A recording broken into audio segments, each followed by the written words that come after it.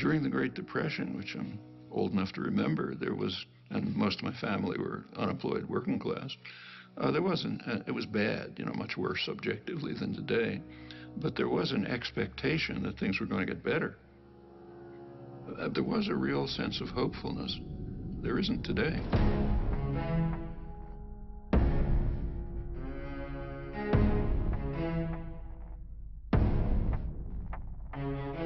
Inequality is really unprecedented. I mean, if you look at total inequality, it's like the worst periods of American history.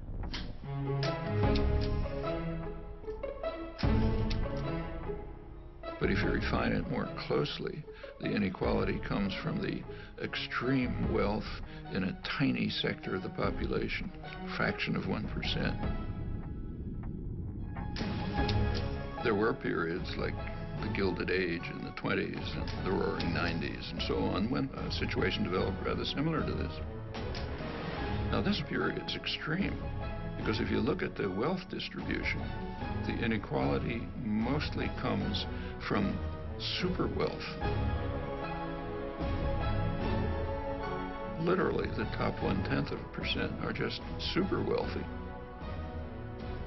Not only is it extremely unjust in itself, inequality has highly negative consequences on the society as a whole. Because the very fact of inequality has a corrosive, harmful effect on democracy.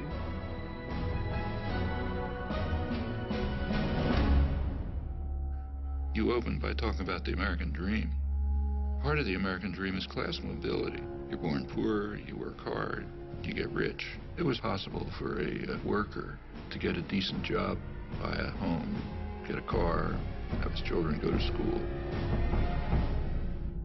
It's all collapsed.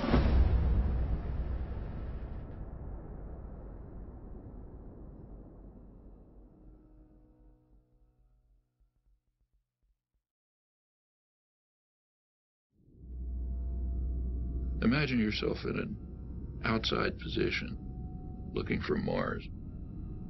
What do you see?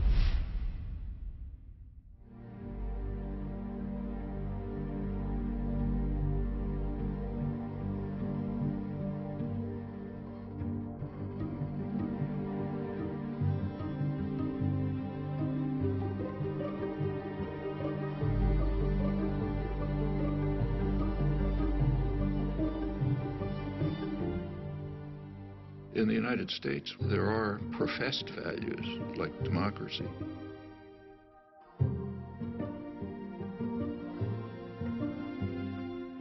In a democracy, public opinion is going to have some influence on policy. And then the government carries out actions determined by the population. That's what democracy means. It's important to understand that privileged and powerful sectors have never liked democracy, and for very good reasons. Democracy puts power into the hands of the general population and takes it away from them. You know, it's kind of a principle of concentration of wealth and power.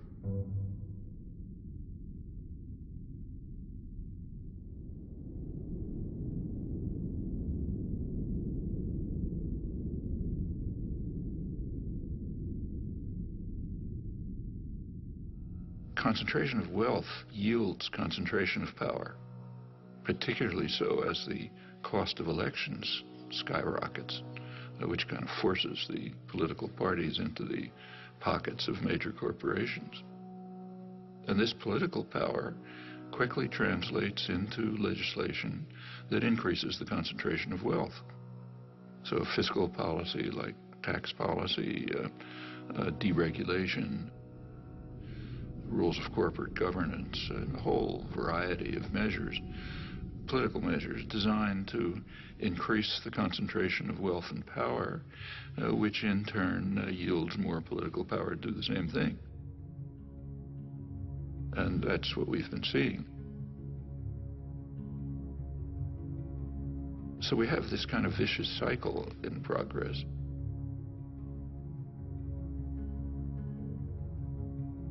You know, actually it is so traditional that it was described by Adam Smith in 1776. You read famous Wealth of Nations. He says in England, the principal architects of policy are the people who own the society, in his day merchants and manufacturers. And they make sure that their own interests are very well cared for, however grievous the impact on the people of England or others. Now, it's not merchants and manufacturers, it's financial institutions and multinational corporations. The people who Adam Smith called the masters of mankind, and they're following the vile maxim, all for ourselves and nothing for anyone else. They're just going to pursue policies that benefit them and harm everyone else. And in the absence of a general popular reaction, that's pretty much what you'd expect.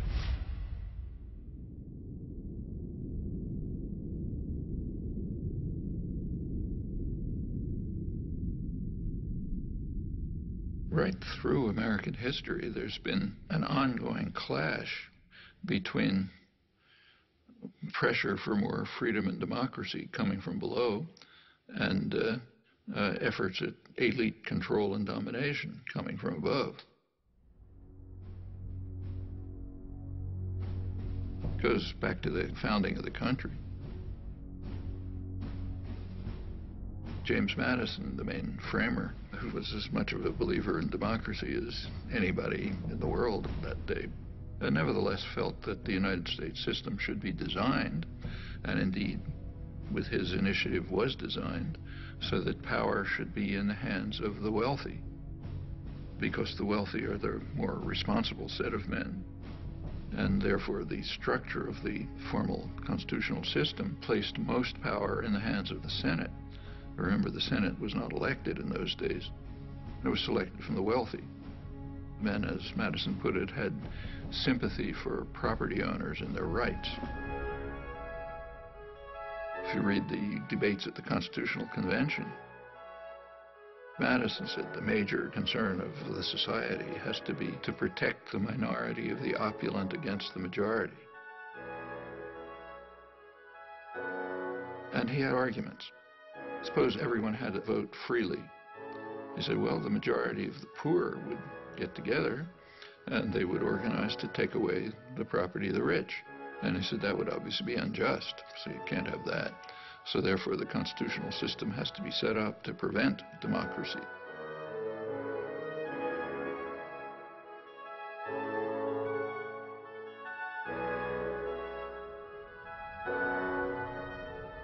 Which is of some interest that this debate has a hoary tradition. It goes back to the first major book on political systems, Aristotle's Politics.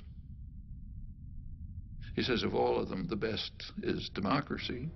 But then he points out exactly the flaw that Madison pointed out. If Athens were a democracy for free men, the poor would get together and take away the property of the rich. Well, same dilemma, they had opposite solutions. Aristotle proposed what we would nowadays call a welfare state. He said, try to reduce inequality.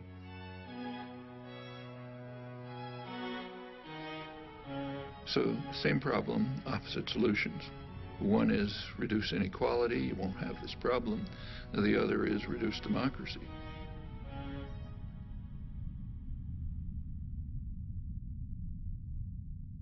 If you look at the history of the United States, it's a constant struggle between these two tendencies. A democratizing tendency that's mostly coming from the population, pressure from below, and you get this constant battle going on, periods of regression, periods of progress. The 1960s, for example, were a period of significant democratization.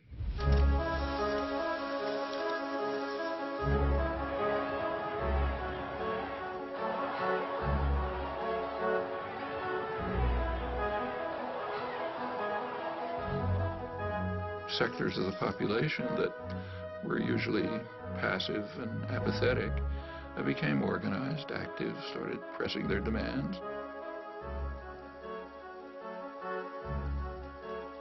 and they became more and more involved in decision-making, activism, and so on.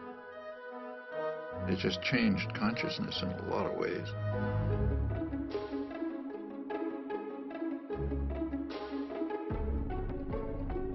Minority rights. If democracy means freedom, why are our people free? Right. If democracy means justice, why don't we have justice? Right. If democracy means equality, why don't we have equality? Women's rights.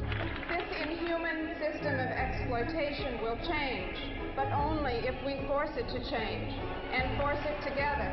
Concern for the environment. A unique day in American history is ending, a day set aside for a nationwide outpouring of mankind seeking its own survival. Opposition to aggression. I'd say to those who criticize us for the militancy of our dissent that if they are serious about law and order, they should first provide it for the Vietnamese people, for our own black people, and for our own poor people.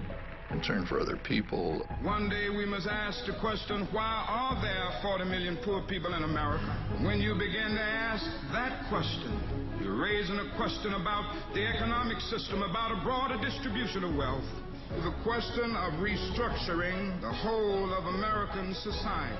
These are all civilizing effects. And that caused great fear.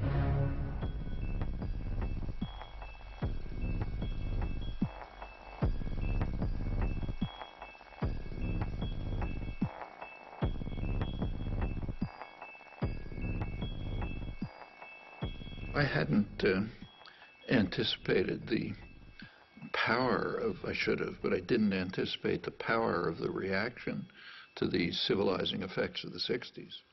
I did not anticipate the strength of the reaction to it. The backlash.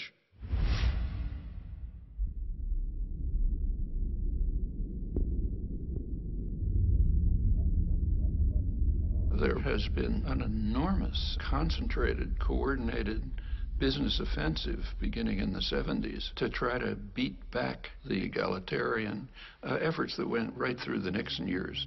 You see it in many respects. I mean, over on the right, you see it in things like the famous Powell Memorandum sent to the Chamber of Commerce, the major business lobby, by later Supreme Court Justice Powell, warning them that business is losing control over the society. And something has to be done to counter these forces.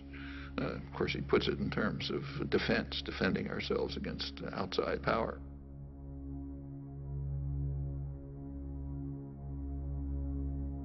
But if you look at it, it's a call for business to use its control over resources to carry out a major offensive to beat back this democratizing wave.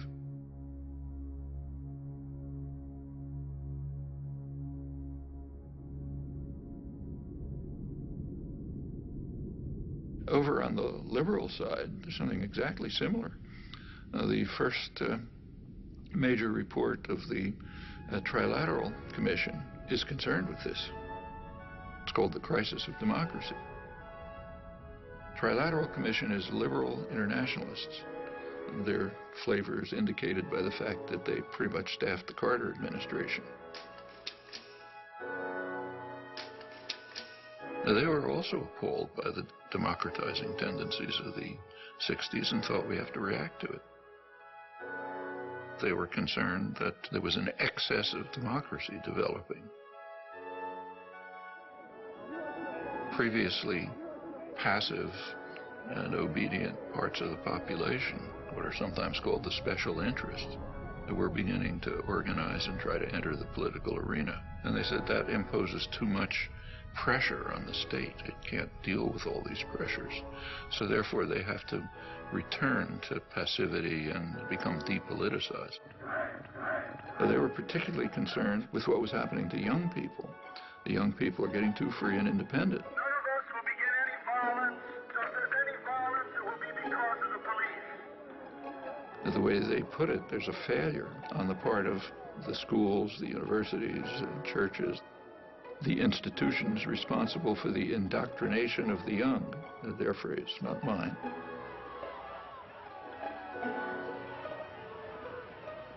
If you look at their study, there's one interest they never mention: private business. And that makes sense. They're not special interests. They're the national interest, kind of by definition. So they're okay. They're allowed to, have lobbyists buy campaigns, staff the executive, make decisions. That's fine. But it's the rest, the special interests, the general population, who have to be subdued.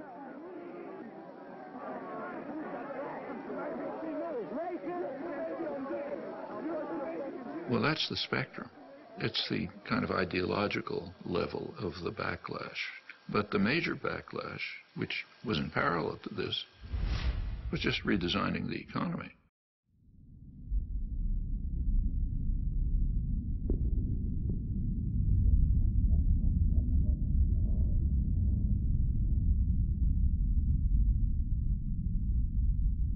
Since the 1970s, there's been a concerted effort on the part of the masters of mankind, the owners of the society, to shift the economy in two crucial respects. One, to increase the role of financial institutions, banks, investment firms, and so on, insurance companies. By 2007, right before the latest crash, they had literally 40% of corporate profits,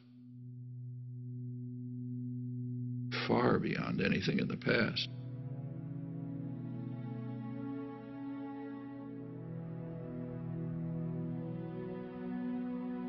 Back in the 1950s, as for many years before, the United States economy was based largely on production. The United States was the great manufacturing center of the world.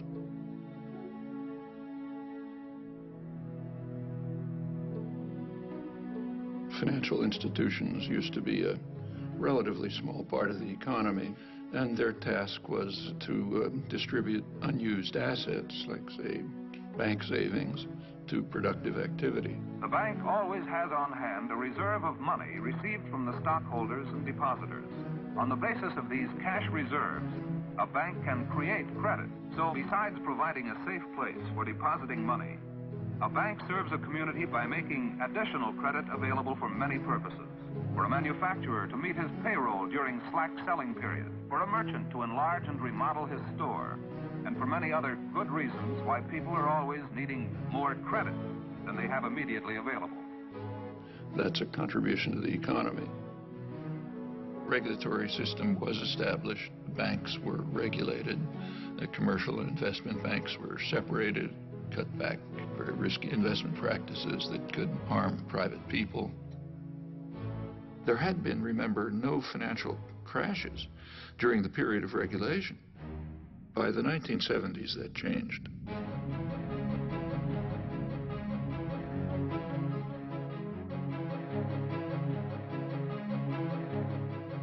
You started getting a huge increase in the flows of speculative capital, just astronomically increased.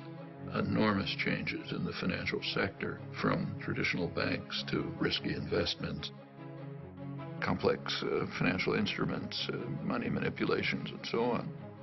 Increasingly, the business of the country isn't production, at least not here. The primary business here is business. You can even see it in the choice of directors. So a director of a major American corporation back in the 50s and the 60s was very likely to be an engineer, somebody who graduated from a place like MIT, maybe industrial management.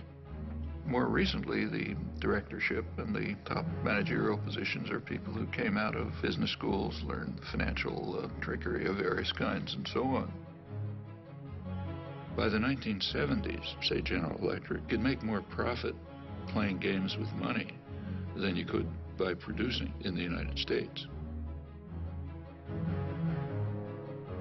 We have to remember that General Electric is substantially a financial institution today. It makes half its profits just by moving money around in complicated ways. And it's very unclear that they're doing anything that's of value to the economy. So that's one phenomenon, what's called financialization of the economy. Going along with that is the offshoring of production.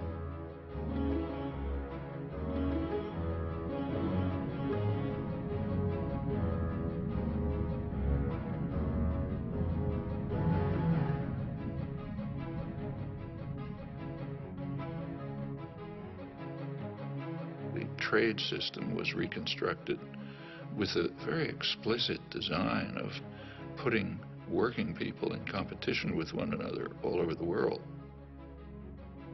And what it's led to is a reduction in the share of income on the part of working people. It's been particularly striking in the United States, but it's happening worldwide. It means that an American worker is in competition with a super exploited worker in China. Meanwhile, highly paid professionals are protected. They're not placed in competition with the rest of the world, far from it. And of course, capital is free to move. Workers aren't free to move. Labor can't move, but capital can. Well, again, going back to the classics like Adam Smith, as he pointed out, free circulation of labor is the foundation of any free trade system. But workers are pretty much stuck. The wealthy and the privileged are protected, so you get obvious consequences, and they're recognized, and in fact praised. Policy is designed to increase insecurity. Alan Greenspan, when he testified to Congress, he explained his success in running the economy as based on what he called greater worker insecurity. Atypical restraint on compensation increases has been evident for a few years now. But as I outlined in some detail in testimony last month, I believe that job insecurity has played the dominant role. Keep workers insecure, they're going to be under control. They are not going to ask for, say, decent wages or decent working conditions or the opportunity of free association, meaning unionize. Now, for the masters of mankind, that's fine. They make their profits. But for the population, it's devastating. Well, these two processes, financialization and offshoring, are part of what led to the vicious cycle of concentration of wealth, concentration of power.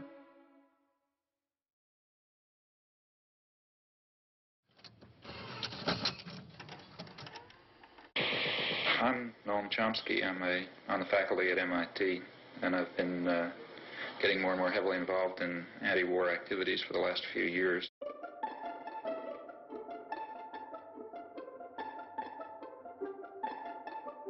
Noam Chomsky has made two international reputations. The widest is as one of the national leaders of American resistance to the Vietnam War. The deepest is as a professor of linguistics who, before he was 40 years old, had transformed the nature of his subject. You are identified with the New Left, whatever that is. You certainly have been an activist as well as a writer. Professor Noam Chomsky is listed in anybody's catalogs among the half-dozen top heroes of the New Left. This standing he achieved by adopting over the past 2 or 3 years a series of adamant positions projecting at least American foreign policy, at most America itself.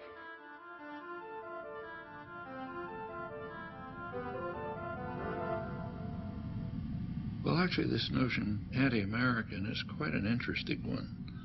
It's actually a totalitarian notion. It isn't used in free societies. So if someone in, say, Italy is criticizing Berlusconi or the corruption of the Italian state and so on, they're not called anti-Italian. In fact, if they were called anti-Italian, people would collapse in laughter in the streets of Rome or Milan. In totalitarian states, the notion's used. So in the old Soviet Union, dissidents were called anti-Soviet. That was the worst condemnation. In the Brazilian military dictatorship, they were called anti-Brazilian. Now, it's true that in just about every society, critics are maligned, are mistreated, different ways depending on the nature of the society. Like in the Soviet Union, say, Václav Havel would be imprisoned. In a U.S. dependency like El Salvador at the same time, his counterparts would have their brains blown out by U.S.-run state terrorist forces. In other societies, they're just condemned or vilified and so on.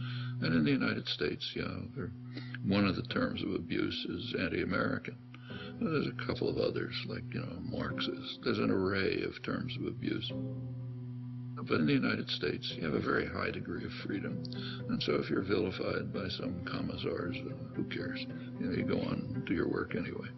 These concepts only arise in a culture where if you criticize state power, and by state I mean more generally, not just government, but state corporate power, if you criticize concentrated power, you're against the society, you're against the people. And it's quite striking that it's used in the United States. In fact, as far as I know, the only democratic society where the concept isn't just ridiculed. And it's a sign of elements of the elite culture which are quite ugly.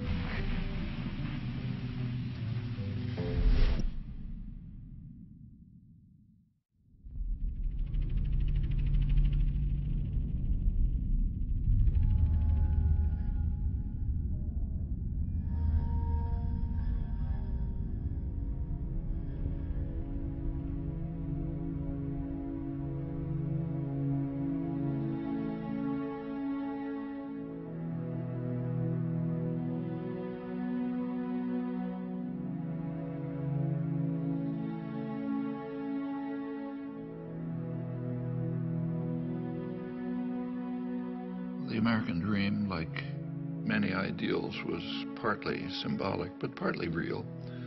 So in the 1950s and 60s, say, there was the biggest growth period in American economic history. The Golden Age. It was pretty egalitarian growth, so the lowest fifth of the population was improving about as much as the upper fifth. And there were some welfare state measures which improved life for much of the population. It was, for example, possible for a black worker to get a decent job in an auto plant, buy a home, get a car, have his children go to school, and so on, and the same across the board. When the U.S. was primarily a manufacturing center, it had to be concerned with its own consumers. Here, famously, Henry Ford raised the salary of his workers so they'd be able to buy cars. When you're moving into an international plutonomy, as the banks like to call it, with a small percentage of the world's population that's gathering increasing wealth, what happens to American consumers is of much less concern, because most of them aren't going to be consuming your products anyway, at least on a major basis.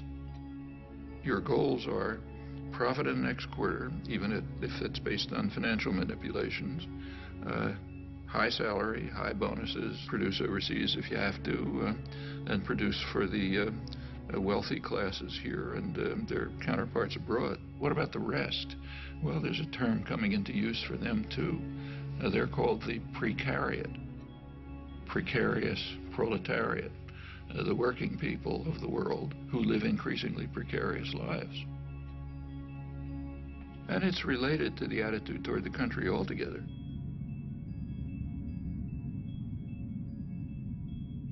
During the period of great growth of the economy, 50s and 60s, but in fact earlier, taxes on the wealthy were far higher. Corporate taxes were much higher. Taxes on dividends were much higher. Simply taxes on wealth were much higher. The tax system has been redesigned so that the taxes that are paid by the very wealthy are reduced, and correspondingly the tax burden on the rest of the population's increased.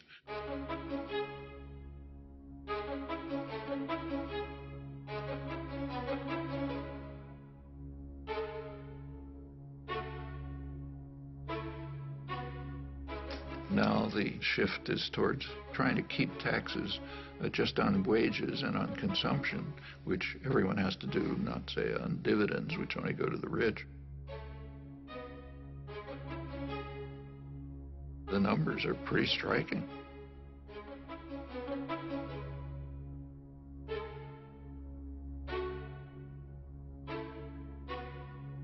as a pretext.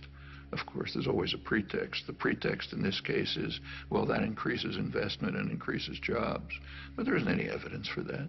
If you want to increase investment, give money to the poor and the working people. They have to keep alive, so they spend their incomes.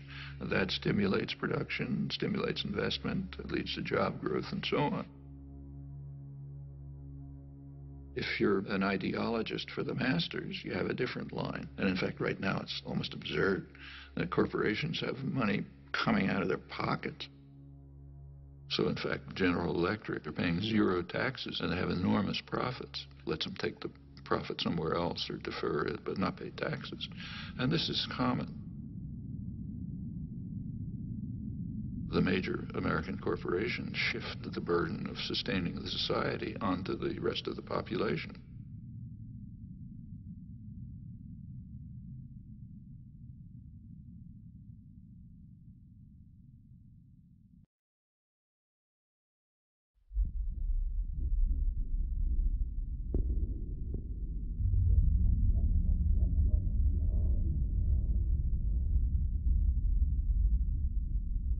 Solidarity is quite dangerous.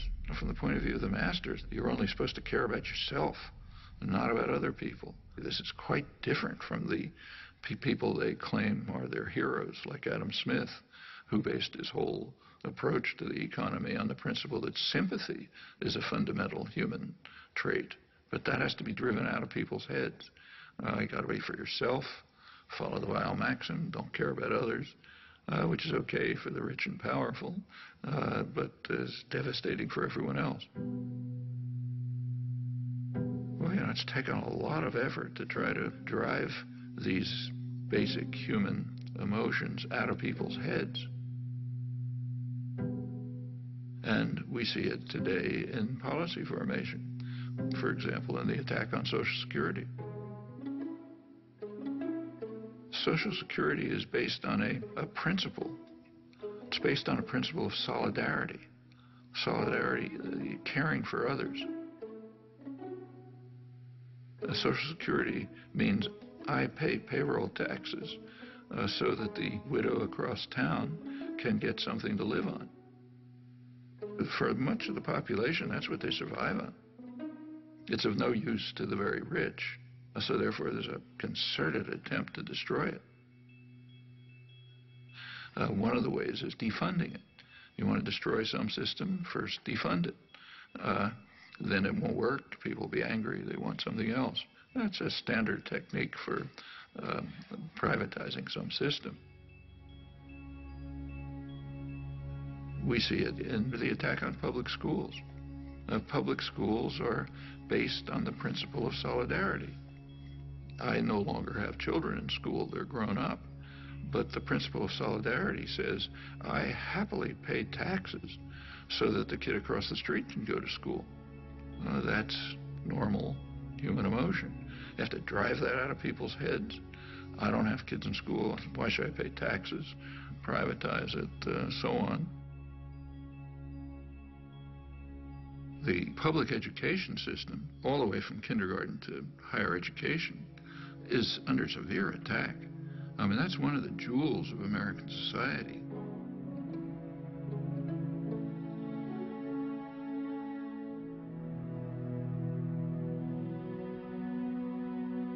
You go back to the golden age again, the great growth period in the 50s and 60s.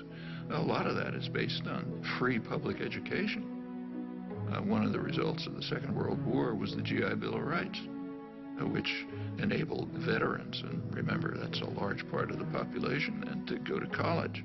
They wouldn't have been able to otherwise. They essentially got free education. Where a community, state, or nation courageously invests a substantial share of its resources in education, the investment invariably is returned in better business and a higher standard of living. The U.S. was way in the lead in developing extensive mass public education at every level. By now, more than half the states, most of the funding for the colleges comes from tuition, not from the state. That's a radical change, and that's a terrible burden on students. It means that students, if they don't come from very wealthy families, they're going to leave college with big debts. And if you have a big debt, you're trapped. I mean, maybe you wanted to become a public interest lawyer, but you're going to have to go into a corporate law firm to pay off those debts. And by the time you're part of the culture, you know, you're not going to get out of it again. And that's true across the board. In the 1950s, it was a much poorer society than it is today, but nevertheless could easily handle essentially free mass higher education. Today, a much richer society claims doesn't have the resources for it. That's just what's going on right before our eyes. That's the general attack on principles that, I mean, not only are they humane, they're the basis of the prosperity and health of this society.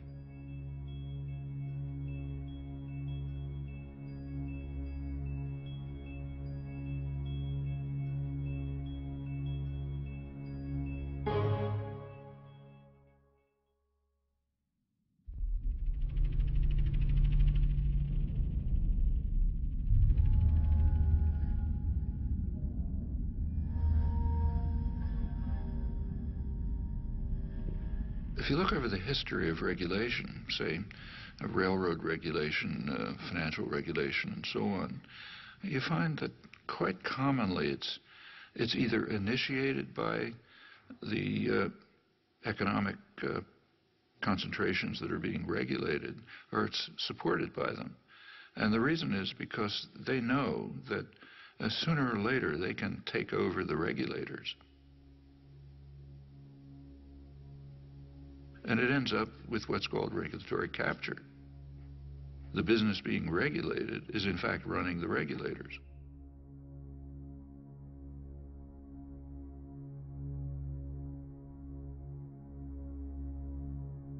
Bank lobbyists are actually writing the laws of financial regulation. It gets to that extreme. And that's been happening through history, and again, it's a pretty natural tendency when you just look at the distribution of power. One of the things that expanded enormously in the 1970s is lobbying, as the business world moved sharply to try to control legislation. The business world was pretty upset by the advances in public welfare in the 60s, and in particular by Richard Nixon. It's not too well understood, but he was the last New Deal president, and they regarded that as class treachery. In Nixon's administration, you get the consumer safety legislation, safety and health regulations in the workplace, the EPA, the Environmental Protection Agency. Business didn't like it, of course. They didn't like the high taxes, they didn't like the regulation, and they began a coordinated effort to try to overcome it. Lobbying sharply increased. Deregulation began with a real ferocity.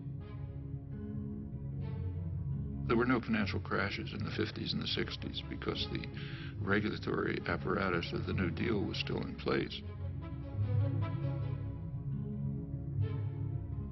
As it began to be dismantled under business pressure and political pressure, you get more and more crashes.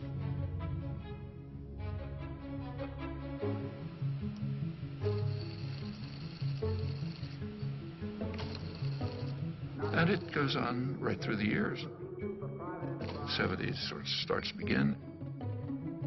80s really takes off. Congress was asked to approve federal loan guarantees to the auto company of up to $1.5 billion. Now, all of this is quite safe as long as you know the government's going to come to your rescue. So take, say, Reagan. Instead of letting them pay the costs, Reagan bailed out banks like Continental Illinois, the biggest bailout of American history at the time. Actually ended his term with a huge financial crisis, the savings and loan crisis, and the government moved in and bailed it out. President Bush today signed the $300 billion savings and loan bailout bill. In 1999, regulation was dismantled to separate commercial banks from investment banks. Then comes the Bush, then Obama bailout. Bear Stearns is running to the feds to stay afloat. President Bush today defended the decision to bail out Citigroup. Fannie Mae and Freddie Mac have asked for a total of $3 billion more. The bailout could get much bigger, signaling deepening troubles for the U.S. economy. and they're building up the next one.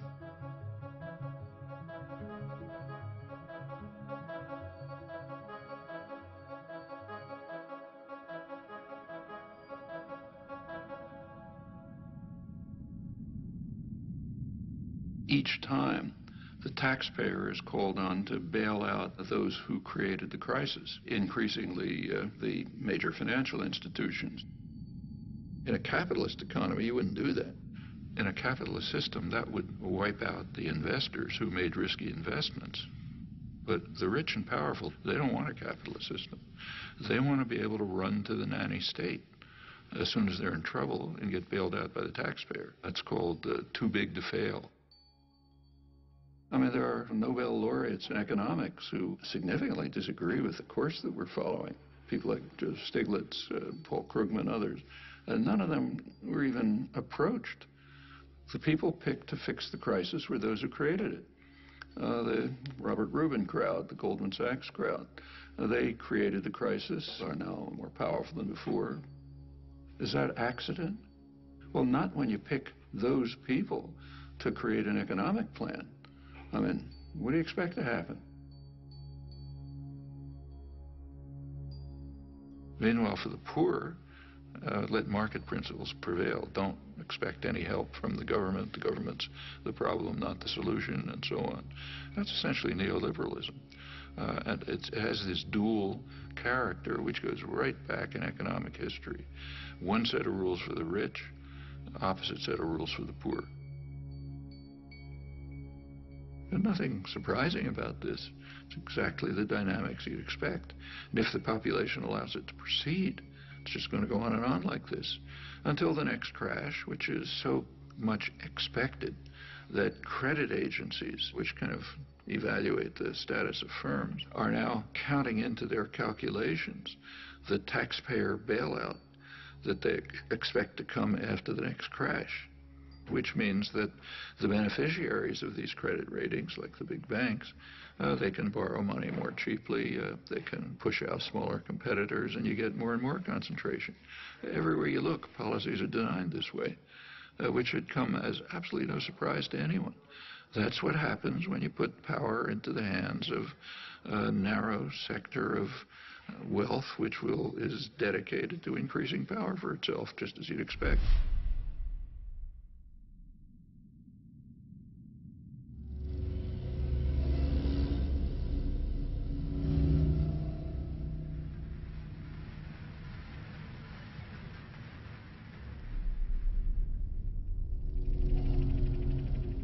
Concentration of wealth yields concentration of political power, particularly so as the cost of elections skyrockets, which kind of forces the political parties into the pockets of major corporations.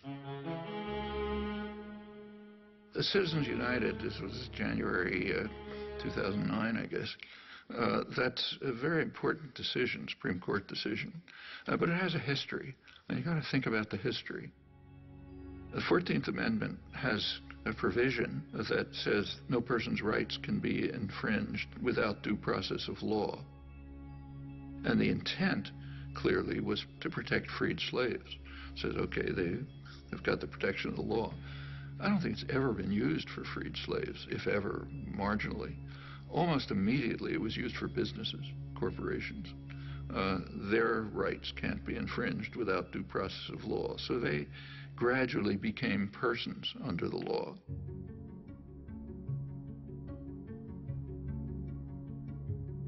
Corporations are state-created legal fictions. Maybe they're good, maybe they're bad, but to call them persons is kind of outrageous. So they got personal rights back about a century ago, and that extended through the 20th century.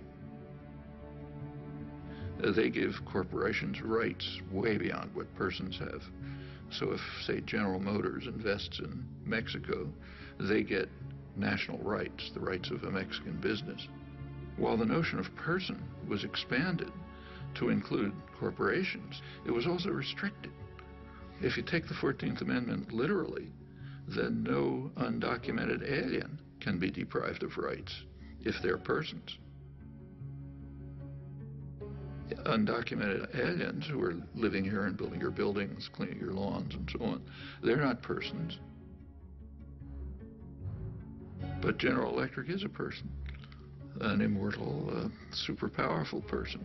This perversion of the elementary morality and the obvious meaning of the law is quite incredible.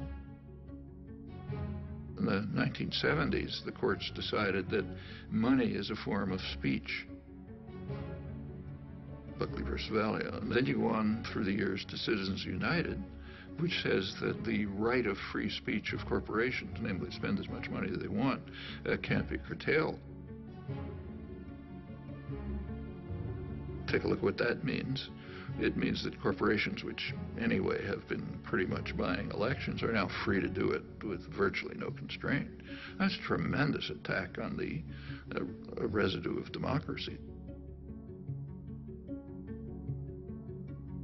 It's very interesting to read the rulings, like Justice Kennedy's swing vote. His ruling said, well, look, after all, CBS is given freedom of speech. They're a corporation. Why shouldn't General Electric be free to spend as much money as they want? I mean, it's true that CBS is given freedom of speech, but they're supposed to be performing a public service. That's why. That's what the press is supposed to be. General Electric is just trying to make money for the chief executive and some of the shareholders. It's an incredible decision, and it puts the country in a position where business power is greatly extended beyond what it always was. This is part of that vicious cycle. The Supreme Court justices are put in by reactionary presidents who get in there because they're funded by business. That's the way the cycle works.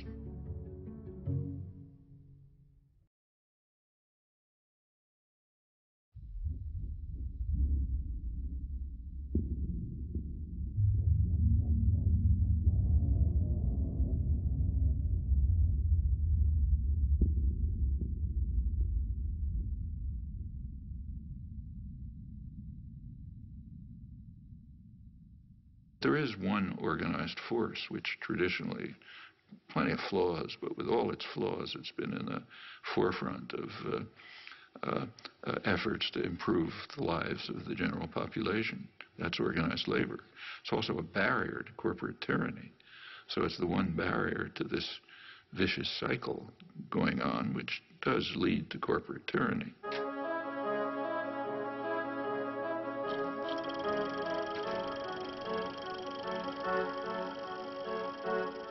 A major reason for the concentrated, almost fanatic attack on unions, on organized labor, is they are a democratizing force. They provide a barrier that defends workers' rights, but also popular rights generally.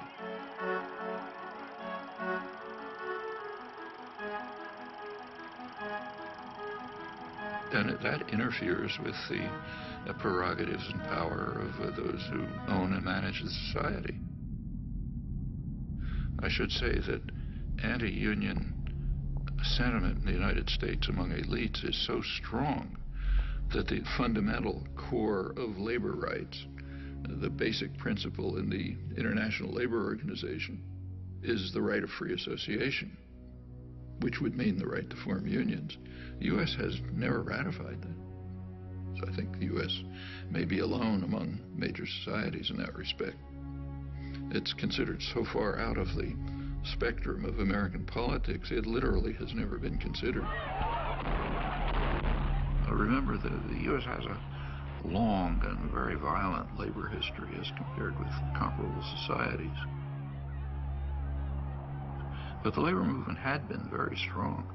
By the 1920s, in a period not unlike today, it was virtually crushed. The truck driver strike was climaxed by severe riot with many casualties.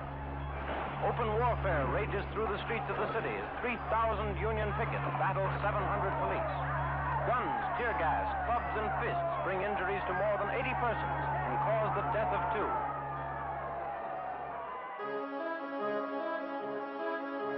By the mid-30s, it began to reconstruct. Franklin Delano Roosevelt, he himself was rather sympathetic to progressive legislation that would be in the benefit of the general population, but he had to somehow get it passed. So he informed labor leaders and others, force me to do it. What he meant is go out and demonstrate, organize, protest, develop the labor movement.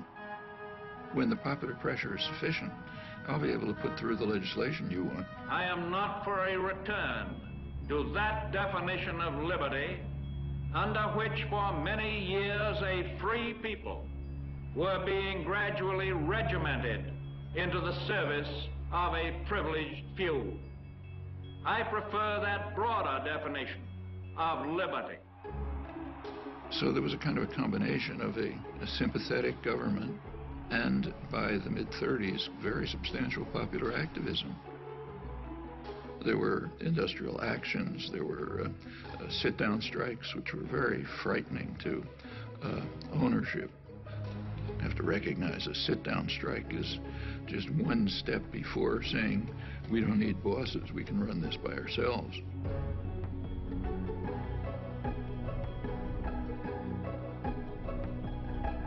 And business was appalled. You read the business press, say, in the late 30s, they were talking about the hazard facing industrialists and the rising political power of the masses, which has to be repressed. Things were on hold during the Second World War, but immediately after the Second World War, the business offensive began in force. Taft-Hartley Act. The Taft-Hartley Act was written for only one purpose: to restore justice and equality in labor management relations. And McCarthyism was used for massive corporate propaganda offensives to attack unions. It increased sharply during the Reagan years. I mean, Reagan pretty much told the business world, if you want to illegally break organizing efforts and strikes, go ahead. They are in violation of the law, and if they do not report for work within 48 hours, they have forfeited their jobs and will be terminated. Continued in the 90s, and of course with George W. Bush, who went through the roof. By now, less than 7% of private sector workers have unions.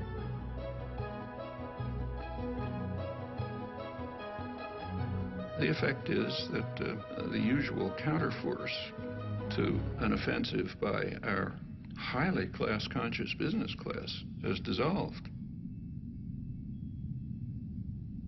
Now, if you're in a position of power, you want to maintain class consciousness for yourself, but eliminate it everywhere else.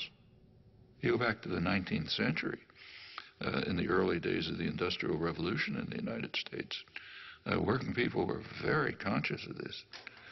They, in fact, overwhelmingly regarded wage labor as not very different from slavery, different only in that it was temporary. In fact, it was such a popular idea, that was a slogan of the Republican Party. Well, that was a very sharp class consciousness in the interests of power and privilege. It's good to drive those ideas out of people's heads.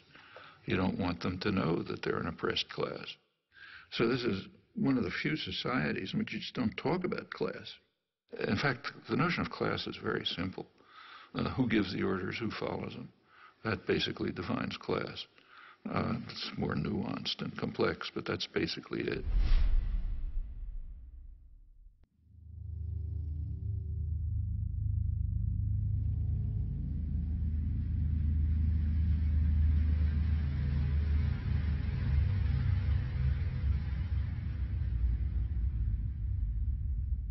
The public relations industry, the advertising industry, which is dedicated to creating consumers, it's a phenomenon that developed in the freest countries, in Britain and the United States.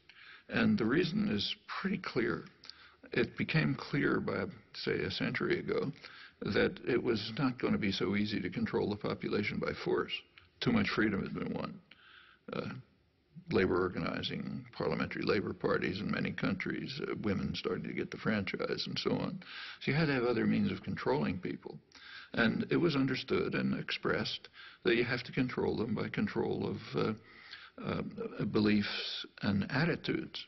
Well, one of the best ways to control people in terms of attitudes is what the great political economist Thorstein Veblen called fabricating consumers.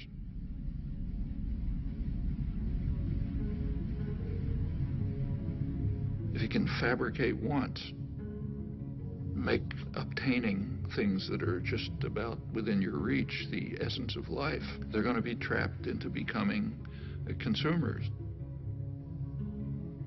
You read the business press, say, 1920s, it talks about the need to direct people to the superficial things of life, like fashionable consumption, and that'll keep them out of our hair.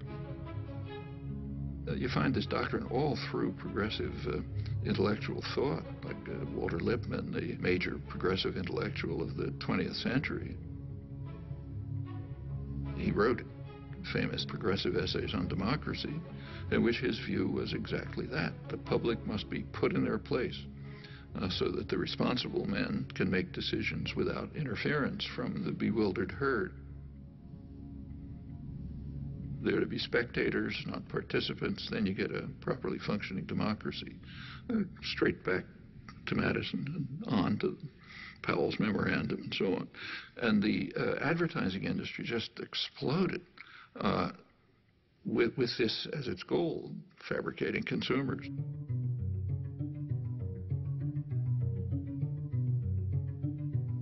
And it's done with great sophistication.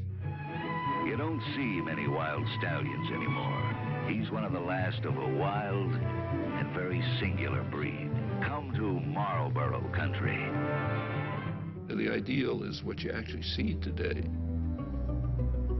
where, let's say, teenage girls, if they have a free Saturday afternoon, will go walking in the shopping mall, not to the library or somewhere else. The idea is to try to control everyone, to turn the whole society into the perfect system. Perfect system would be a society based on a dyad, a pair. The pair is you and your television set, or maybe now you and the internet, in which that presents you with what the proper life would be, what kind of gadgets you should have. And you spend your time and effort gaining those things which you don't need and you don't want, and maybe you'll throw them away. But that's the measure of a decent life. What we see is in, say, advertising on television. If you've ever taken an economics course, you know that markets are supposed to be based on informed consumers making rational choices.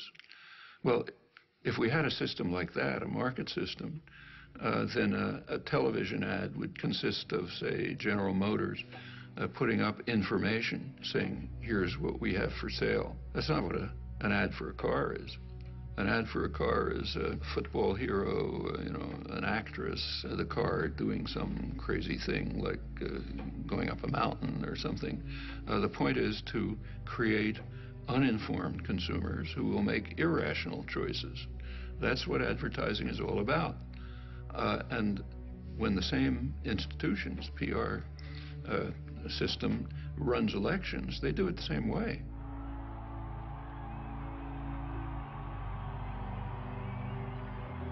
They want to create an uninformed electorate which will make irrational choices, often against their own interests. And we see it every time one of these extravaganzas take place. Right after the election, President Obama won an award from the advertising industry for the best marketing campaign, and it wasn't reported here. If you go to the international business press, executives were euphoric. They said, we've been selling candidates, marketing candidates like, you know, toothpaste ever since Reagan, and this is the greatest achievement we have. I don't usually agree with Sarah Palin, but when she mocks the, what she calls the hopey-changey stuff, she's right. First of all, Obama didn't really promise anything. That's mostly illusion. You go back to the campaign rhetoric and take a look at it. There's very little discussion of policy issues, and for very good reason, because public opinion on policy is sharply disconnected from what the two-party leadership and their financial backers want. Policy, more and more, is focused on the private interests that fund the campaigns, with the public being marginalized.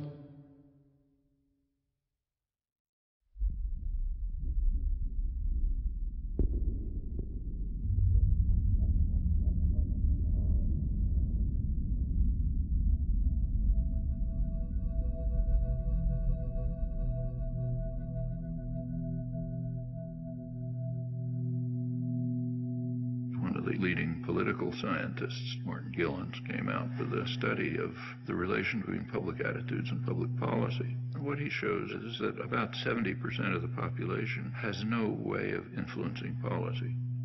They might as well be in some other country. And the population knows it. What it's led to is a population that's angry, frustrated, hates institutions. It's not acting constructively to try to respond to this. There is popular mobilization and activism, but in very self-destructive directions. It's taking the form of unfocused anger, attacks on one another, and on vulnerable targets. That's what happens in cases like this. It is corrosive of social relations, but that's the point. The point is to make people hate and fear each other and look out only for themselves and don't do anything for anyone else. One place you see it strikingly is on April 15th. April 15th is kind of a measure, the day you pay your taxes, of how democratic a society is. If a society is really democratic, April 15th would be a day of celebration. It's a day when the population gets together, decides to fund the programs and activities that they have formulated and agreed upon. What could be better than that? So you should celebrate it. It's not the way it is in the United States. It's a day of mourning. It's a day in which some alien power, has nothing to do with you, is coming down to steal your hard-earned money. And you do everything you can to keep them from doing it. Well, that is a kind of a measure of the extent to which, at least in popular consciousness, democracy is actually functioning. Not a very attractive picture.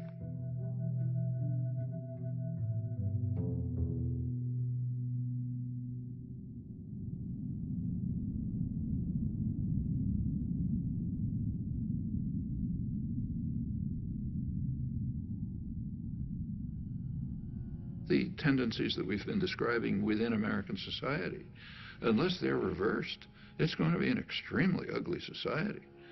A society that's based on Adam Smith's vile maxim, all for myself, nothing for anyone else.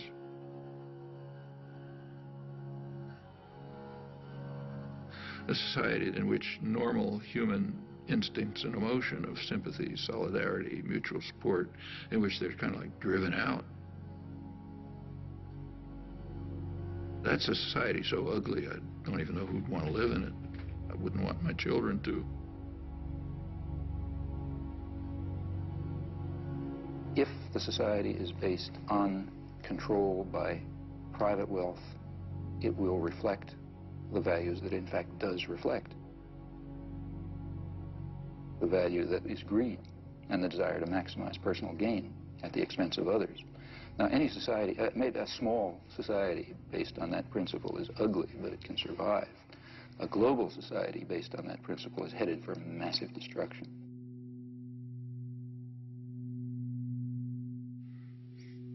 I don't think we're smart enough to design in any detail what a perfectly just and free society would be like. I think we can give some guidelines, and more significant, we can ask how we can progress in that direction. John Dewey, the leading social philosopher in the late 20th century, he argued that until all institutions, production, commerce, media, unless they're all under participatory democratic control, we will not have a functioning democratic society. As he put it, policy will be the shadow cast by business over society. Well, that's essentially true.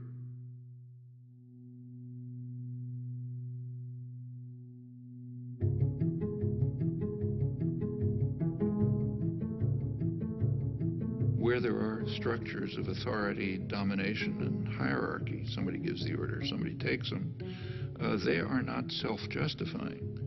They have to justify themselves. They have a burden of proof to meet.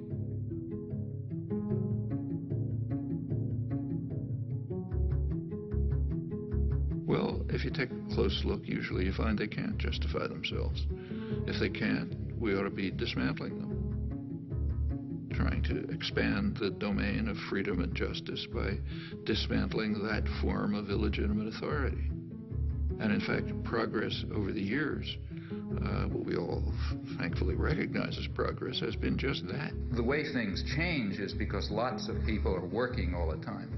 And, you know, they're working in their communities, in their workplace, or wherever they happen to be, and they're building up the basis for popular movements which are going to make changes. That's the way everything has ever happened in history. Take, say, freedom of speech. One of the real achievements of American society. It's first in the world in that. It's not in the Bill of Rights. It's not in the Constitution. Freedom of speech issues began to come to the Supreme Court in the early 20th century. The major contributions came in the 1960s. One of the leading ones was a case involving the civil rights movement. Well, by then you had a mass popular movement which was demanding rights, refusing to back down, and in that context the Supreme Court did establish a pretty high standard of freedom of speech. Or take, say, women's rights. Women also began identifying oppressive structures, refusing to accept them, bringing other people to join with them. Well, that's how rights are won. To a non-trivial extent, I've also spent a lot of my life in activism. I mean, that doesn't show up publicly, but, yeah. Actually, I'm not terribly good at it. I'm not the greatest organizer. I think that we can see quite clearly some very, very serious defects and flaws in our society, our level of culture, our institutions, which are going to have to be corrected by operating outside of the framework that is commonly accepted. I think we're going to have to find new ways of political action. But the activists are people who have created the rights that we enjoy. They're not only carrying out policies based on information that they're receiving, but also contributing to the understanding. Remember, it's a reciprocal process. That you have a great deal of... You try to do things, you learn. You learn about what the world is like. That feeds back to the understanding of how to go on. And there's huge opportunities. It is a very free society. Still the freest in the world. Government has very limited capacity to coerce. Corporate business may try to coerce, but they don't have the mechanism. So there's a lot that can be done if people organize, struggle for their rights as they've done in the past, and they can win many victories.